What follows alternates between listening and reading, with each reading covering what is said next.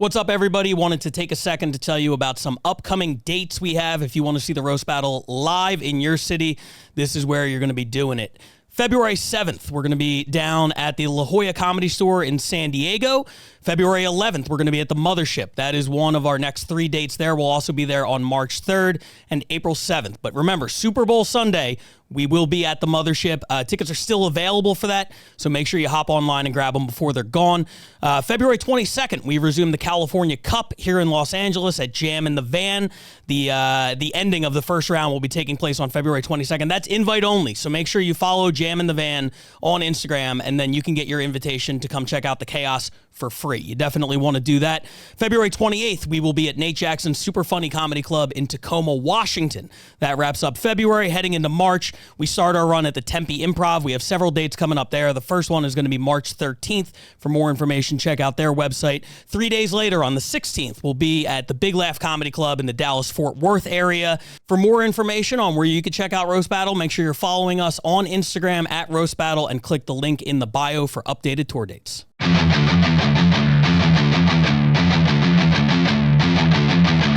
What's going on, everybody? RBL Weekly back on the air with a very exciting episode. Today, we reveal the 4 expansion cities for the 2024 season. I'm the Roast Battle League Commissioner, Pat Barker, joined as always by the host and creator of the Roast Battle, Brian Moses. Yo. Big week for us. I didn't know that we were doing this today. You didn't? This is amazing. You should check your emails. I really... Sorry about that. Sorry about that, Pat. You know I can't read. Oh, that's fair. That's why we're not on the air. I can't read a teleprompter. Yeah, dude, this is an exciting week. We had the championship. We're going to talk about that in a second. And now, as soon as we're done talking about the championship, it is full steam ahead to the 2024 season, which starts on March 1st. Not a lot of off-season in this sport. I like it. It feels like MLB, actually. You know, we're almost, a full calendar year, but we only get 4 months off. I'm excited, man. This season 2, I think we're really ramping up, gearing up for it. And these expansion cities, I can't wait to visit them. I can't wait to see these guys compete. Ladies, them, everybody compete, and it's going to be a lot of fun, man. Yeah, dude. It's going to be great. Before we get to that, let's talk about the championship. Just got back from Denver a few days ago. Yes. For me, I'll say this exceeded my wildest expectations in terms of quality of the show.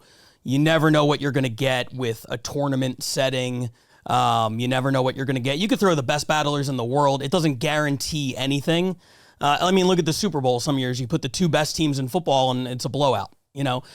So you never know what to expect. But the entire event capped off by the championship match between Shalaka Kurup and Ryan Nesson was unbelievable. Everything was perfect. Certainly our best battle of 2024. I would even say if that goes into 2023 season, that might be battle of the year. That was, for those guys to put that kind of performance up after, already battling previous in the night. I don't think I've ever seen that, actually. I mean, I've seen Sarah Tiana battle Mike Lawrence in a tournament setting, 2 battles in one night. I've seen Mike battle Sarah. I've seen Jimmy Carr do it versus K. Trevor Lawrence. But I don't think I've ever seen something like a performance like that from Shalaka and Ryan, and for them to go into overtime. Yeah. That was the cherry on top of the season. K. Trevor Lawrence? K. Trevor Lawrence. Was that his name? What did I say? It's K. Trevor Wilson. Ooh, who is K. Trevor Wilson? That was his name. Trevor Lawrence is the quarterback for the Jaguars. I guess I'm thinking Wilson Phillips. I don't know what I'm thinking. Oh my God, you're all over the place. Yeah, I love it. Trevor Wilson. But no, to speak to that, what these guys had to do was they had to go out and battle. They had the first 2 battles of the night, and then they had about half an hour to go into the bar area with all the noise coming from the other room and memorize their entire second battle. And I kind of thought, honestly, that would be lacking. I thought the championship would be... Sometimes it feels a little bit underwhelming, especially when there's 2 in a night. It was the battle of the night. It was the battle of the... I mean, I don't think we can stress that enough. It was the best battle of the night. And there was 6 battles that night. So for them to get that kind of energy, that kind of adulation from all of us at that... I mean, we were tired at that point, right? Sure, yeah. Right, because there were great battles. I mean, shout out to the Denver battlers. Evan Joe, Adam Gilliland, Jake the Pizza, Ashley NG, yes. Yep. They knocked it out of the park. I mean, so those are really hard performances to follow, and then for them to put that performance up, I'll say it again, at the end of the night to go into overtime with those types of jokes, that was impressive.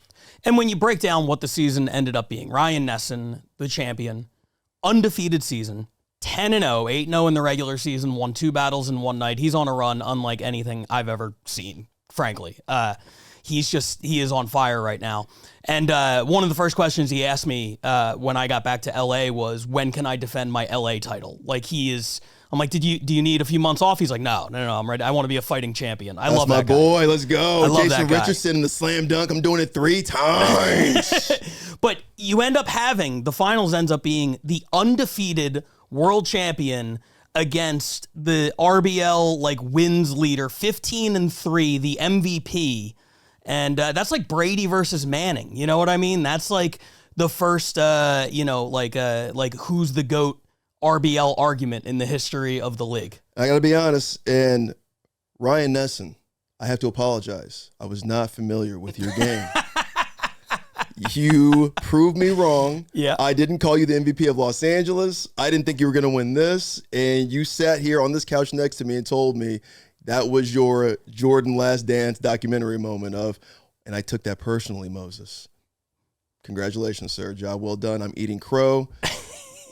You'll be judging on a battle very soon, and you can crush me the whole time. Yeah, man. He if there were any doubters about Ryan Nesson, there should not be now. Ever again. That guy he writes with a scalpel. He's amazing. Yeah, unbelievable. And you said shout out to the Denver battlers. I want to give a shout out to the entire Denver scene.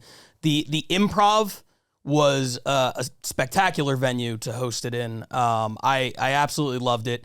For people who watch the live stream, they're not going to believe this next sentence because we had, apologies, by the way, we had some stream issues with audio. I really wanted to make that whole thing work. I was at the judges table, and as the other judges were going, I was responding to comments in the YouTube stream like, we're trying to get it fixed. And by we, I mean not me, because I don't know fucking anything about audio. But I was there from 1 o'clock in the afternoon, along with the tech guys. We ran countless tests, and then as soon as the event started, everything was fucked up, and they were like, I don't know. Same thing happened to me. Was Halloween 2022, I think. Oh, we did our first Roast yeah. Battle League event we tried, and it was just, we had tested all day, and then it was just, this doesn't work. And that's, that's always the way it works, and it's a very helpless feeling when you're like at the judges table, judging a high caliber event. You don't want to fuck that up. You're trying to get laughs too. And then you're also responding to people like, we're aware of the issues, But the Improv did everything they possibly could. They're not even usually open on Wednesday. They open their doors to us on an off day. I was in there from 1 p.m. on, and they had their staff working to accommodate us with whatever we needed for a solid 7 hours leading up to the event. So they were great. Thank you, Levity. Thank you, Chris Gottlieb. Thank you, Denver Improv. If you're ever in Denver, go check out the Denver Improv. They have awesome lineups every weekend. They host the Denver Improv once a month. I'm sorry, the Denver Roast Battle once a month. Check those guys out. Awesome venue. And tell them we sent you. Yeah, dude, 100%. I can't recommend that club enough.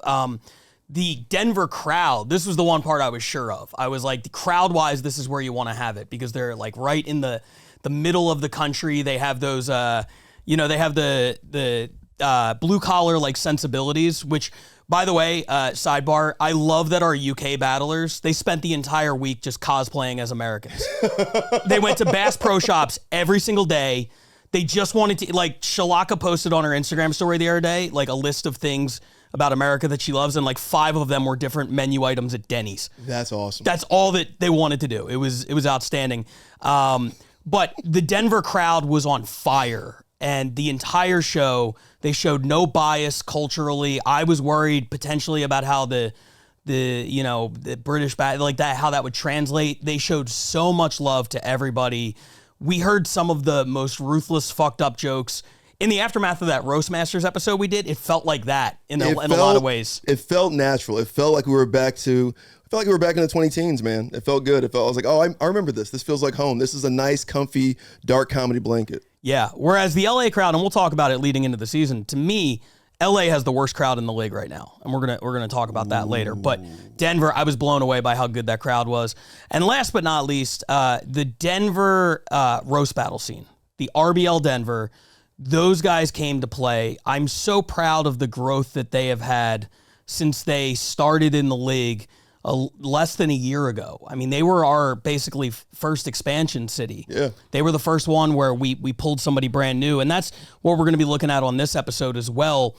And when you watch these next 2 episodes, because we're going to be breaking down the international cities today, the U.S. cities next episode, we'll be talking about all of them. You'll see that a lot of times they're shooting in like little bars. There's like 20 people there. And when you think back to how far Chicago has come, the Bay Area, Denver, all of those scenes started out looking like what we're about to see today, where it's like you see the potential in them and you see what they could be. And in a year for Denver to go from Wide Right to the Improv, that big room where they're selling lots of tickets and everything like that, and then the performances that the battlers put on at the World Championships, shout out to that entire scene, man. They're killing it out there. Those are our people. They're doing so good. So who's going to be the next Denver is my question. As Denver moves up this year, I'm sure, and takes another step forward, who's going to be the next expansion city that joins the ranks of the RBL and makes some noise? Without further ado, let's get into it. Let's start by looking at our restructured international scene. As we expand to 16 cities, we decided to add divisions this year. There might be some geographical errors in here. For that, I apologize. Moses, you kind of busted my balls about that. And I was like, I don't know. I already wrote it down. I'm not changing it. The International West Division, in alphabetical order, features the returning Barcelona, our first expansion city, Montreal.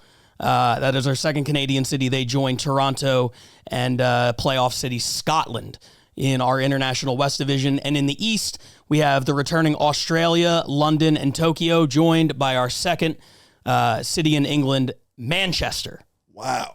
Montreal and Manchester, new to the league. We got a lot of international submissions. Shout out, by the way, to Vancouver and Berlin, who were 2 cities that were right on the precipice. They could have been there. Really enjoyed what I saw out of both of those cities. But Montreal and Manchester were ultimately our 2 choices. What do you think about those? I like this because there's natural rivalries you can get to. You've got Montreal and Toronto. Obviously, you've got the Maple Leafs and the Canadiens. They hate each other. That's like the Yankees and Red Sox, sure, right? Yeah. Here in the States with baseball. So I love that natural rivalry that they're going to have. And then London and Manchester, the home of the soccer hooligans. I'm really excited to see how filthy Manchester can get. You know what? That's my. I've never seen anything about them. Everybody wants to say Tokyo's the dark horse this year. Let's go with Manchester. Don't even know their game, but I like how they talk shit via soccer. That International East Division, I think they're all dark horses. Okay. And there's going to be a great equalizer with London this year. Shalaka was telling me the big advantage they had last year was they ran weekly. Absolutely. Whereas almost all of our international cities were bi-weekly at best, and a lot of them were just once a month. I've been told that London is going to be taking a step back from the weekly and going to a monthly format. Oh, no. Which is, they still have, in my mind, the most talent, the deepest pool. If they go to once a month, that card would be stacked. Yes. If they only take the best of the best. But that advantage they had to choose a different battle every week, if that is truly going, I haven't verified this yet, but if that is truly going by the wayside, that division to me is wide open. That could be anybody. Wide open. Wow. London going to once a month, not weekly. I know. Fellas, what happened? Come talk to us. Yeah, for real. I've heard nothing. So I'm looking forward to finding out the deal there. But I'm also looking forward to checking out some battles from these new cities. And let's start with Manchester. We're going to watch a couple battles from Manchester, a couple battles from Montreal. And we're going to see, we're looking for the potential. We're looking to see what these guys might do as they join the league. The first one we're going to be watching is from Manchester, a couple battlers we've obviously never seen before. This is Tegan Marlowe and Mike Carter. Here it is. So, Tegan's nickname at high school was Hockey Stick. Might seem a bit unusual, but I think it's quite suitable given that she's plain, a little bit thick, and frequently passed around by local sports teams.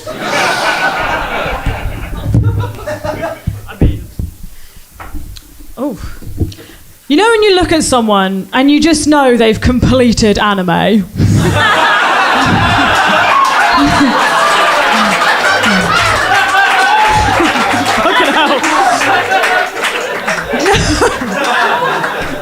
Mike looks like the kind of guy who would mansplain World of Warcraft to me and then make me sit and watch him play it in silence.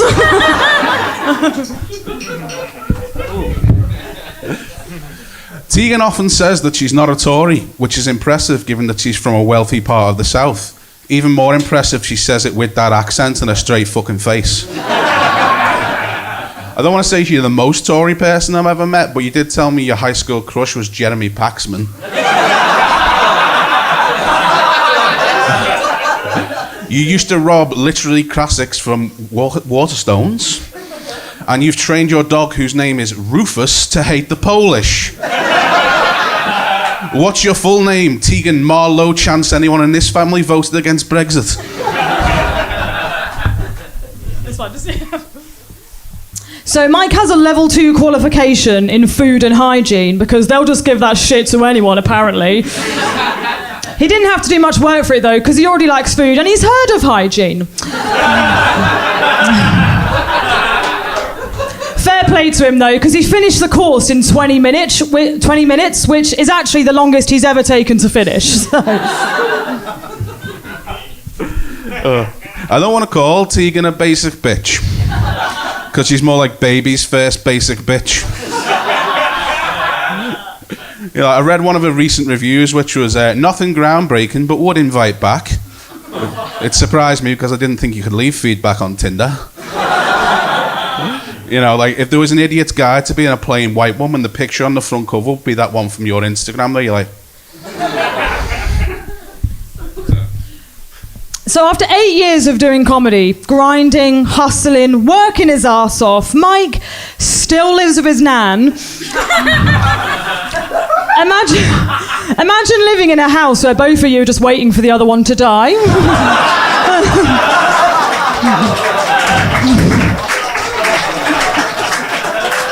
It's like the world's worst game of Sims. To be fair, though, it seems like his nan dying is the only hope Mike's got of getting a house, because let's face it, he's 36 and he's here on a Thursday night for no money, but then again, so am I, so please do give generously after the show.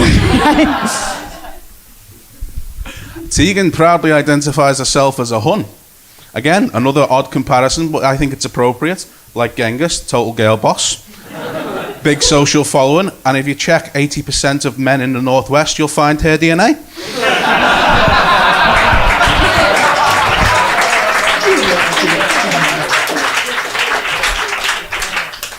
Mike has been fired 4 times and is currently unemployed. His CV is so tragic, James Cameron is trying to buy the movie rights to it.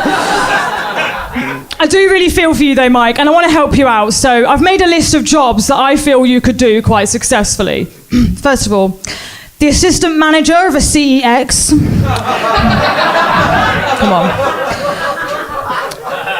A brand ambassador for Monster Energy drinks.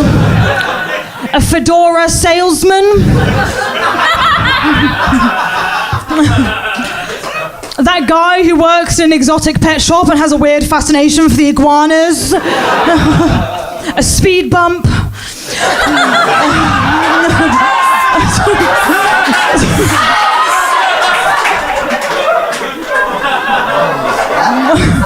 Or just a before picture for literally anything. Tegan is fucking ruthless. Tegan is 28, loves Love Island, gossip, and her favourite food is chicken tenders. I don't know how much more bland you can get. I want to describe you as average, but why when I can describe you as painfully fucking average? Like, the hardest thing about this roast was trying to come up with something, a way to insult beige. And her brother is an aspiring battle rapper from fucking Hampshire. The only people who've made more plain white bread than your parents is Warburtons.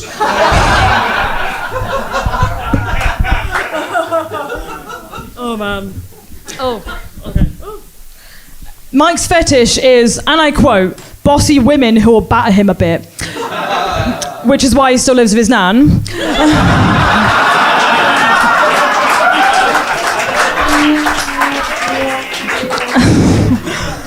His sexual history is quite interesting, though. Mike lost his virginity on Halloween. It was actually at the Pumpkin Patch in Warrington. It was advertised as an immersive horror experience.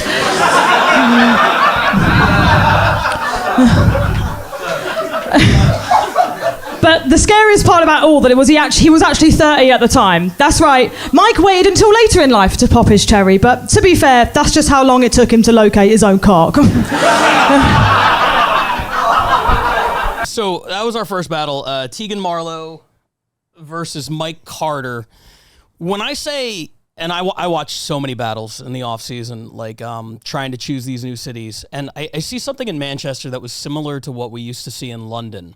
Okay. Which is good writing, shite editing, I believe would be how they say it. Remember how long the London jokes used to be? Yes. And now the London jokes are some of the quickest and sharpest and crispest.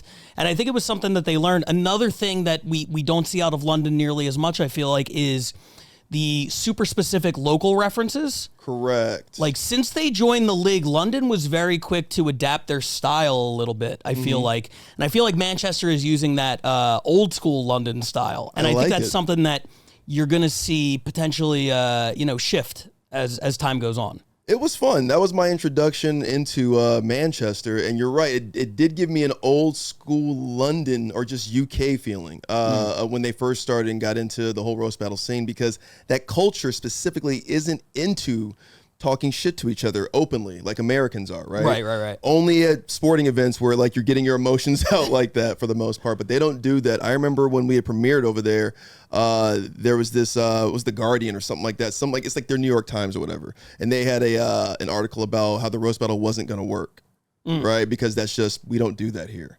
And then it became the highest, rated series in Comedy Central UK history. But they didn't adapt. They didn't think they'd adapt to it. And now you look at it, it's probably in every major city that has a comedy club in the UK. So seeing these guys make the league, seeing this introduction into it, it was interesting. It was very long-winded. There were a few punchlines in there. It was fun to see, I guess, a blackhead versus a freckle, if that's what these people look like. It was like the band Tegan and Sarah. It was like Tegan and Serial. I don't know. They were big. It was a Game of Thrones battle, Hodor versus an ugly Stark sister. I don't know. Yes, thank you. Those were all very good. Thank you. I did get those out. Yeah. I love when you just years of not being able to say all the shit that you want to say. You're just like, I'm going to get out every single joke that I could possibly think of right now. I don't edit either, Pat. But no, I think, and that's one of those things also, you watch it, and like I had so much, feedback for those guys. Because again, you're looking for the potential, and you're like, okay, we need to find a camera view that's not so far away, right? Because we got to be able to see kind of like the expressions of the battlers. Like if you're making visual jokes, I want to know why this guy looks disgusting. I got the idea. Yeah. But, the closer the better.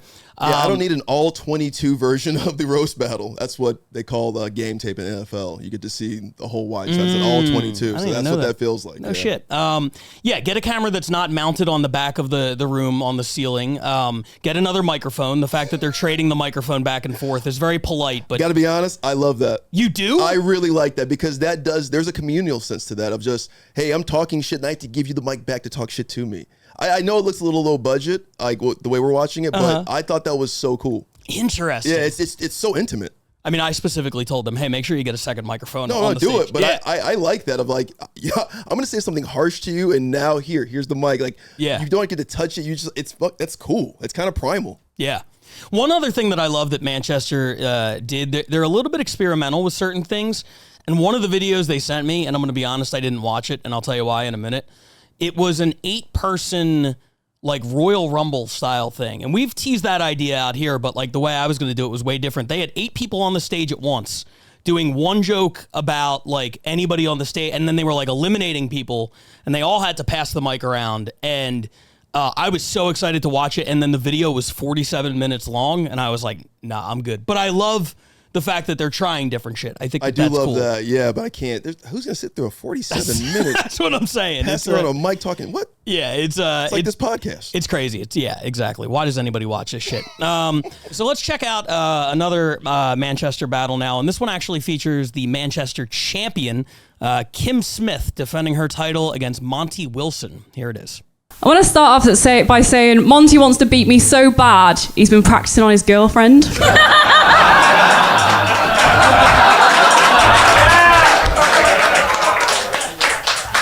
No, Monty used to live in Brighton, but somehow he still hasn't managed to come out as a lesbian.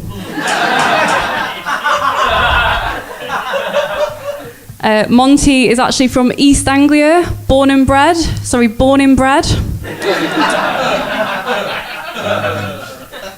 Surprisingly, he's not a virgin, thanks to his cousin. He swept her off her webbed feet.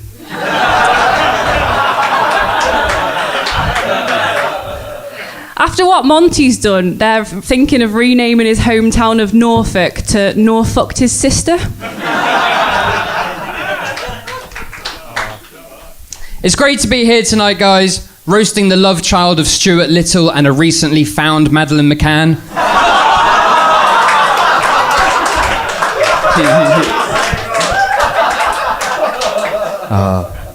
Kim is usually so pale that she makes toothpaste look like fake tan. Kim has the demeanour and the physical dexterity of an early miscarriage.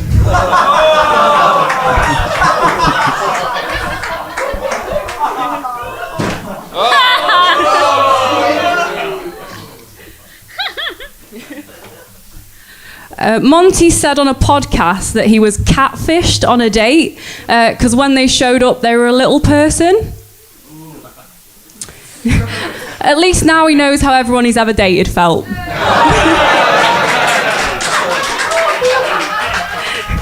He also said that in his comedy, he doesn't like punching down.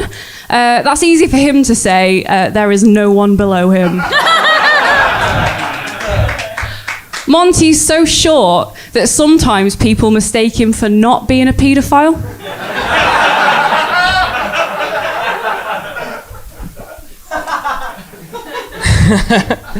Kim is the kind of person who showed her solidarity for Black Lives Matter by watching her very first interracial gangbang. Kim has all the sex appeal of a savoury pancake.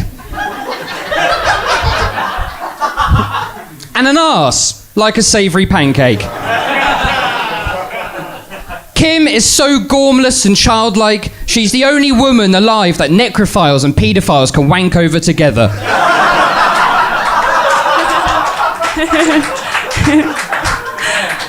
How was that wank with your dad, Monty?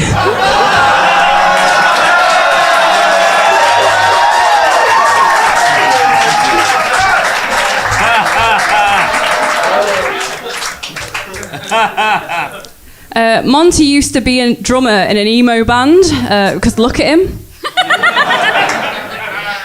He was never very good at drumming because he's so short he can't reach the hi-hats. Monty failed as a drummer for the same reasons he fails at sex. He has no rhythm and he always comes in too early.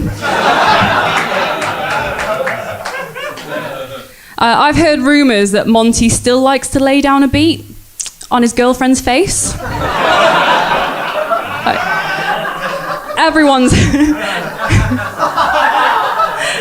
Everyone's told me he's punching.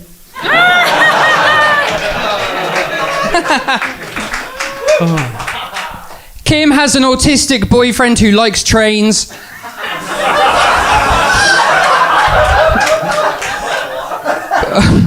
But when it comes to Kim, the only train I care about is if she's fucking hit by one. When I first met Kim and her autistic boyfriend, I thought he was her carer.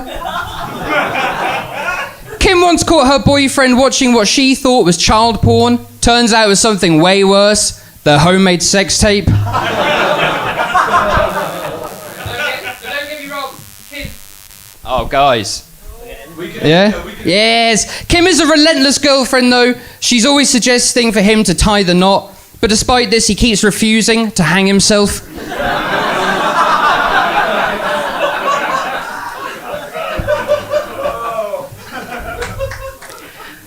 Monty runs a show called Gags at the Nags, which is very similar to the name of Jordan's show, Jokes at the Oaks. But I think the name Gags at the Nags makes sense, because Monty's always gagging on Jordan's cock.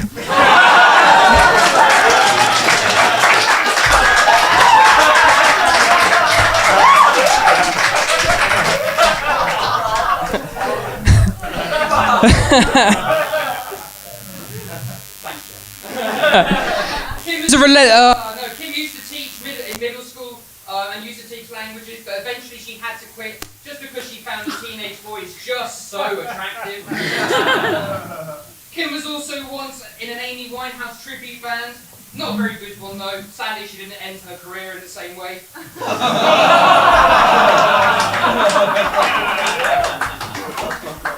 Kim used to always dress up as Luke Skywalker for Halloween, just because she always dreamt of being able to use the Force to keep her dad away from her.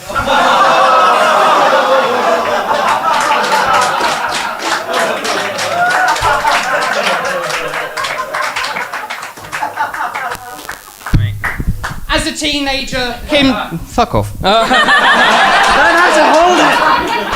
As a teenager, Kim suffered with bulimia. The cruelest trick someone could have played on her would have been to cling film her food and then the toilet.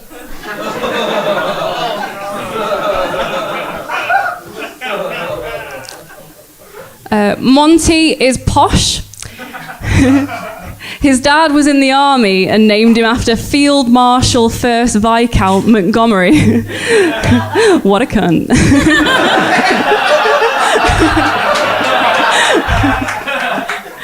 I looked into this guy. Speaking about the Irish, he said, "It never bothered me how many houses were burnt. I regarded them all as shinners." It's weird that Monty was named after a guy that hated the Irish, because he looks like a potato. I guess it's not Monty's fault that he's called that, though. It's his dad, who's thankfully now dead.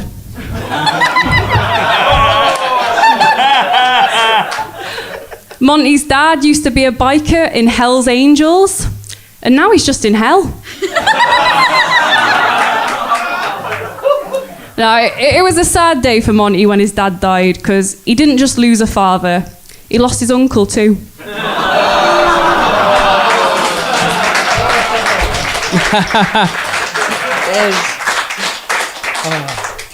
Before her boyfriend, Kim once had to ask a guy to be less noisy when giving her oral sex. But can you blame him? He was pescatarian and thought he was at a fish market.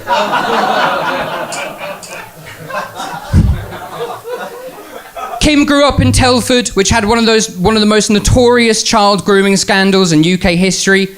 They were Muslim, which is an important fact, because when they came across a 10-year-old Kim, they actually stopped noncing briefly and held the very first pedo Ramadan.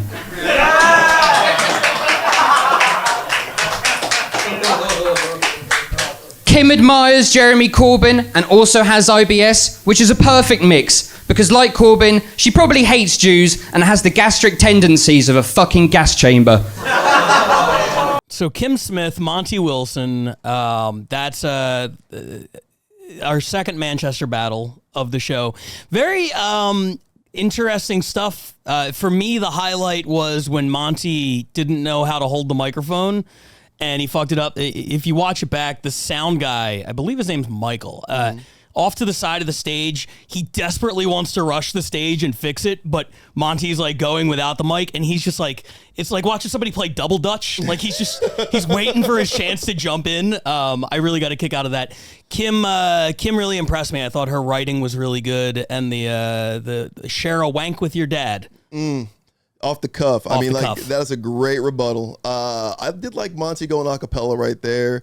That was fun. That was a formidable championship match, I got to say. But Kim definitely is the champ out there. She's got some bars within the nest of jokes that they're doing out there. So many. It's so many. But she was a little bit more almost like the Scottish style, where it's like, okay, I'm going to do 5 jokes per turn, but they're all going to be short, quick, to the punch. There wasn't a lot of fat on the setup. Correct. First battle, I felt like there was more fat on the setup, and it's like, if you get rid of that and just get to the punchline, you'll be good. Whereas this one, it was more just like rapid fire, joke.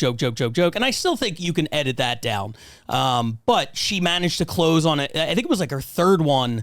she got a really big laugh on the first joke she told, and she passed the mic. Yeah, by the way, please, Manchester, I know Pat wants you to have 2 mics. Never get rid of the mic. That is the funniest, most intimate, craziest thing I've ever seen in a roast battle, where you have to say pedophile and then pass it back to your opponent. You guys, that is a style that should never change in Manchester. Okay. That should be a Manchester only. That's some hard shit. I love that. But if Kim is the best they have to offer in Manchester, then I'm excited about that expansion city. Okay, so you said before you even saw them, they're your dark horse. Now you've seen 2 battles. Are they still your dark horse, or you're running that one back a little bit? I got to see Montreal now. I got to be honest. Sorry about that, Manchester. But if Kim is like Shalaka Corrupt, I mean, yeah, we'll see Kim in 2025 at Battlemania. Yeah, I mean, well, I think the important thing is because we saw it, with Denver and the Bay Area. Those guys were the bottom 2 seeds in the U.S. last year. Correct. And they are excited for this season. They're like, this is the one we take a step forward. You know what I mean? So it's a lot to ask an expansion team in any sport to come in and dominate right away. But I definitely see the potential there. You're like, just get a different camera. I would say a second microphone. You disagree. And the battlers, they're going to learn the art of it. Because I remember my first 2 battles, my jokes were long as fuck. And I still do long jokes. But my second battle, I had 3, it was a 3-rounder, and I had 4 jokes throughout the battle. I still won, but I had so many throughout the battle that just did not work at all. And I got shit on by the judges too. Mm-hmm. And by the 3rd battle, I had definitely tightened them up. So I think it's, No, it is. It's a trial by error thing. I mean, you've never done this before. It's like stand-up, and you can't really train unless you're practicing, right? Yeah. So, I mean, in front of live audiences, live rounds. So Absolutely. Yeah, so I mean, I got to be honest. I think, your 3rd battle, you were like, oh, shit, who's this Pat Barker guy? right. Yeah, that was a fun ascension. And then it was as everybody else after that. That was a hell of an era. Yeah, for sure. Well, let's jump to our second expansion city now. This is going to be our second Canadian city, talking about Montreal, a natural rival for Toronto, who is also going to be taking a big step forward this year. Watch a couple battles from the Montreal scene. The first one we're going to be checking out here is, and I apologize if I mess this up, it's either Kyra or Kira. My apologies. Carlton versus Arthur Sim Jr. Here it is. Let's roast! Oh, we should have switched. That one's for me. That was on the aggressive. That's It's a a bad self-roast. omen. Ready? I am ready. Thank Okay. you. Arthur grew up with a dad who was an abusive pedophile. Me and Arthur's dad are very different. Personally, I would never fuck Arthur.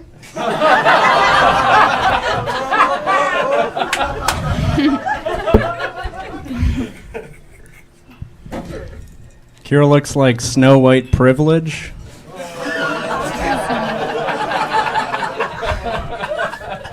Her skin's as white as snow, and her hair's as black as the homeless people she's afraid of.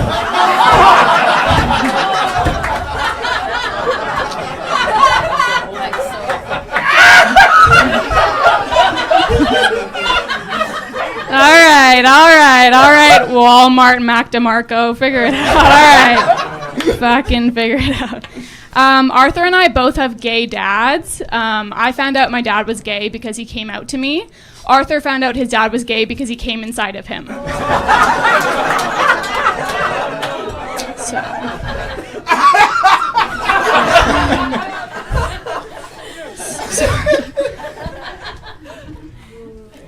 right, thank you, Dollar Store Allison Brie. Kira claims that she's a hypochondriac. She's always worried that she's seriously ill. But I'd be worried too if I looked like I was just embalmed.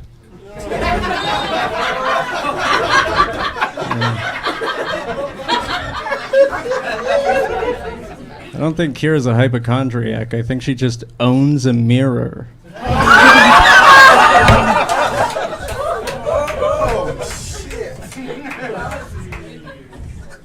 All right. I love your smile, Gollum.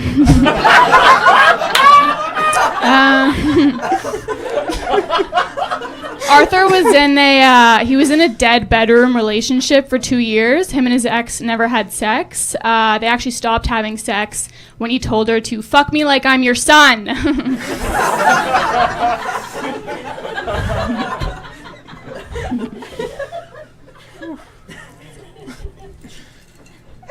Kira has irritable bowel syndrome, and I can smell her from here.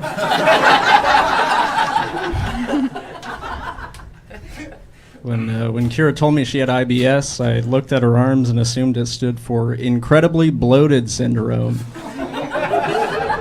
got big old arms. They don't even believe you. They can literally see me. Arthur cleans apartments for a living. He got really good at cleaning as a child because he always had to clean the cum off his chest. That's where his father preferred to finish. You know what I mean? That's where. It's true. It's true.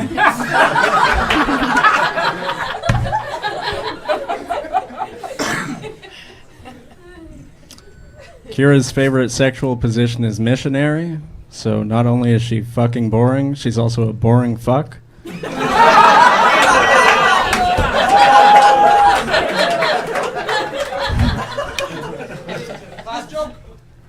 Maybe if you weren't such a boring fuck, your dad would still fuck you.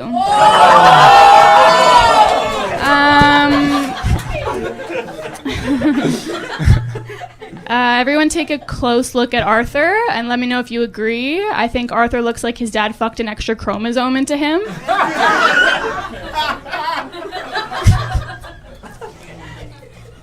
It's very good. Kira, I would genuinely rather get molested by my father again than have to rewatch your Just for Laughs set.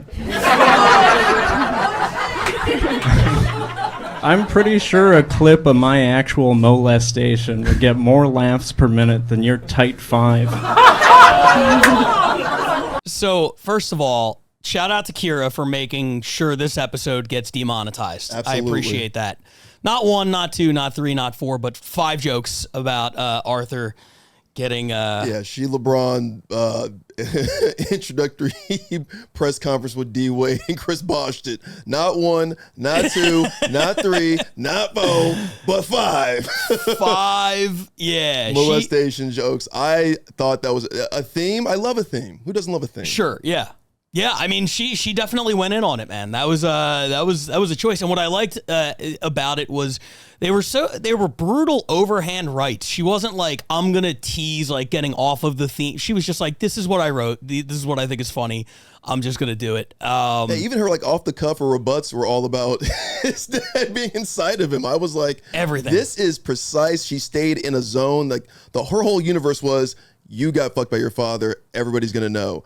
I thought that was so fun because she stuck with one thing that she thought was going to hurt him. Like they were going for pain. Yeah. And this is why I say this, because Arthur had a joke, or Artur had a joke that didn't hit, but I know that if a lady at home sees that. About her arms? That Yeah. is, you're married, so you know it. I dated some people too, and I'm saying like that that is, she could be anorexic, bulimic, the whole 9, but yeah, it's the arms are Arms are a weird area with women. Yeah, and it's one the first time I found out, like, I was dating somebody who was insecure about their arms, I'm like, I didn't even notice you had arms. What the fuck? I thought you... Nobody cares. Like, honestly, who cares? Yeah, I thought you were armless. I thought you... I mean, I knew she had them, but they were just arms to me. I never once looked at her arms and thought, those are good arms or those are bad arms. Right, They're just things that exist. Like, get those from around my throat. Arthur was... First of all, I thought really good joke writing. I thought maybe the energy could have been stepped up a notch. I mean, honestly, very NPR roast battle. It was NPR roast battle. It was very, sweaty balls and SNL. yeah. Like Alec Baldwin and those other 2 ladies. But I thought the writing was really, really good. I was really impressed by that. I thought they both had, some haymakers. Arthur, a veteran move, waiting for the end to rebuttal. Like, he could have easily, like, after her first, your dad molested you joke, he could have easily moved that rebuttal up, but he kept it for the end. Yeah, I like the writing in Montreal. It reminds me, Artur especially has like this Eric Bergstrom vibe. Oh yeah, kind of like Jake DePizza has. You know, Bergstrom's kind of like he's got a style that's kind of like floating through the roast battle community a little bit. You know, real serial killery. Yes, but just like the delivery, I know my jokes are so strong, and you guys may want me to act it out or be a little more high energy, but I know these are so strong. I'm going to wait. Right. And it's just like these are uppercuts and overhand rights, like you're saying. I'm throwing, so I'm not just jabbing you here. Like everything's going to be real methodical. My other favorite thing about that battle is it was sent to me and it said his name was Arthur Sim Jr. And then every joke was about like his dad fucking him. It's like I don't know about you.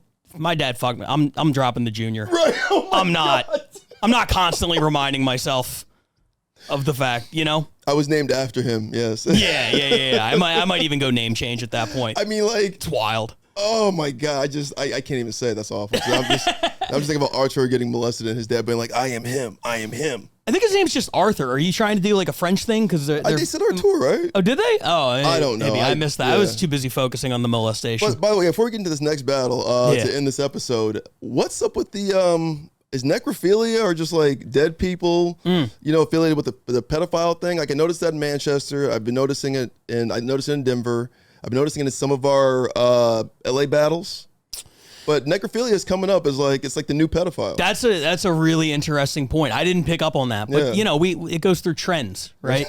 we go through the pedophile era. Which, by the way, shout out to Shalaka and Ryan Cullen who introduced me to the term nonce in